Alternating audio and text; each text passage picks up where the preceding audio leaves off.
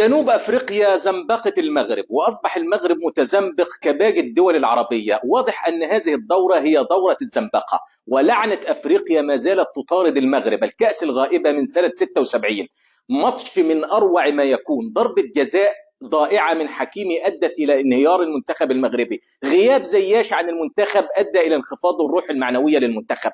المنتخب المغربي لعب كره كما لم يلعب كره في حياته، الناس في الشوارع يحتفلون بالمنتخب المغربي، وهذه هي عظمه الجمهور المغربي، انهم ورا المنتخب بتاعهم سواء خاسر سواء رابح فهم يؤمنون بمنتخبهم. مش مشكل خالص على الاطلاق، هارد لك للمنتخب المغربي لانه لعب كوره. علشان كده لازم نسقف للمنتخب المغربي ونقول له برافو. ليه؟ لان هي دي الكوره، غالب ومغلوب. المنتخب المغربي لعب كوره، لكن جنوب افريقيا كانت اقوى وتستحق الفوز، وكلنا تزنبقنا. وحمد لله على السلامه يا عيال، وشكرا.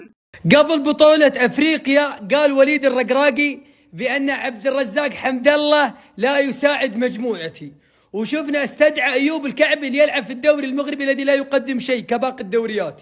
اليوم المغرب تودع من جنوب افريقيا من الدور ال16 بسبب ان لا يوجد مهاجم يكون بديل يوسف النصيري. هذه هي دعوة مظلوم، لان عبد الرزاق حمد الله ضمن افضل 4 مهاجمين في الدوري السعودي الاقوى هذا الموسم، وهو هداف دوري روشن قبل 5 شهور، وهو هداف كاس الملك وكاس السوبر. فمن غير الجنون انك تستدعي ايوب الكعبي وتقصي الصوت يا عبد الرزاق عشان يلعب في دوري روشن، شيء غريب.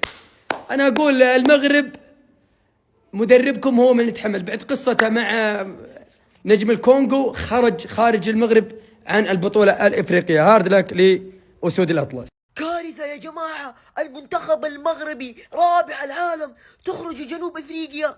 ايش صار يا هو؟ ايش الحدث المرعب ذا؟ يا جماعة انا كنت مصنف المغرب ان هذه اسهل بطولة حتقدر تجيبها في افريقيا، وكنت مرشحها الاول انه يجيب هذه البطولة، ومتأكد كنت. لكن المنتخب المغربي فاجأني بصراحة. حرام عليكم عزيزي المشاهد، لولا الله ثم اصبعك الصغير ما حنوصل لل100,000 اضافات. حرام يا حكيمي، ايش اهدرت من ضربة جزاء كانت ممكن ترجع منتخب بلادك. شوف تشكيلة المنتخب المغربي واسماء اللاعبين الموجودين، يا جماعة هذول كلهم تقريبا يلعبوا في اوروبا. توقعت ان هذه اسهل بطولة لهم لكن ضيعوها. هارد لك صراحة للمنتخب المغربي، ومبروك والف مبروك لجنوب افريقيا. صراحة خروج غريب. شت الدعاء تاع طهاري؟ طلعت الجبل طور اليوم والدعاء فيه مستجاب. يا واحد المخزن. تحياتي لخوتي المغاربة، الشعب الزوالي، تحياتي لكم. أما النظام المغربي مثله مثل النظام الجزائري، كلهم أعداء المسلمين وأعداء العروبة. وينكم يا جماعة الله الملك الوطن؟ أما لا دابا تقولوا الله الوطن الطيارة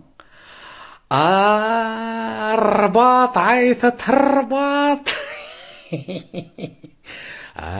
بابا يدعي عليك طهاري تقول دعا عليك سيدنا موسى للسامري.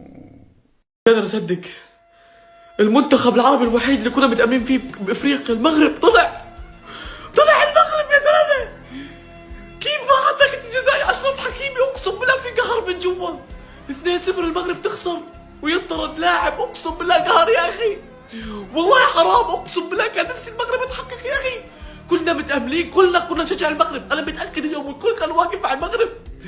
اقسم بالله حسرة، اقسم بالله هاردك، والله انكم قدمتوا اشي بشرف يا اهل المغرب. ارفع راسك يا مغربي، اقسم بالله ما بعرف شو فيه بكاس افريقيا النهائي، كل المنتخبات العربية طلعت. المغربي والله كنت المرشح الابرز والله، بس ما بعرف شو اللي صار معك، والله ما بعرف شو اللي صار. والله حسرة، والله حسرة. اخوان هو ايش فيه مشان الله؟ هو حتى المغرب كمان اللي كنا مرشحينه ياخد كأس افريقيا معلم هيك بروح. هو ايش فيه؟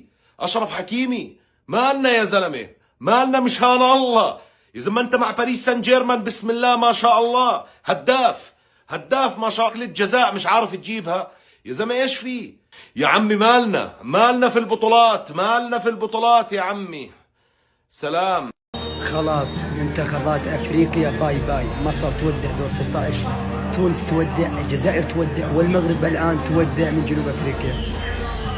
ما الذي حصل يا أخي؟ ما الذي حصل؟